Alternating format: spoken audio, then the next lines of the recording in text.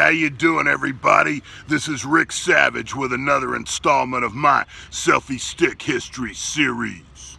Today, I am in Salisbury, North Carolina. I am in the National Cemetery, as you can see behind me. The reason I am here, the location of this National Cemetery is a place that during the American Civil War was a Confederate prison for Union soldiers. That's right. When North Carolina seceded from the Union in May of 1861, they wanted to put a prison site in Rowan County. So an abandoned cotton mill right here in Salisbury that was close to the railroad was picked. Initially, it was just a building in an area. Then they built a stockade wall around it. The idea was to be able to hold about 2,500 prisoners. So eventually 121 Union prisoners were brought here. Not a big deal. Then it bumped up to 1,500. Then it bumped up to the 2,500. Then by 1864, you had over 5,000 prisoners here, and then even more got dumped, and this small area had 10,000 Union soldiers.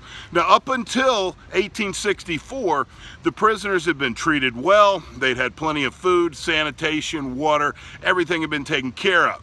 But now, because the war was going badly for the South, the blockade was struck, it was strangling the southern states, they didn't have that option. So the Union troops here that were incarcerated were definitely suffering. The death rate went from 2% to 28%, and it is estimated, and that is an estimate, that nearly 4,000 Union soldiers would die in captivity here in Salisbury Prison. In 1865, in February, the prison was pretty much turned into a supply depot, and whatever prisoners that were able to march were taken up towards Richmond, and the rest were dispersed to other prisons. Union Cavalry General Stoneman did a very famous raid here near the end of the war to liberate the prison, but by the time they got here, it was just a supply depot, and they didn't liberate anybody. But you got to remember, a lot of men died here.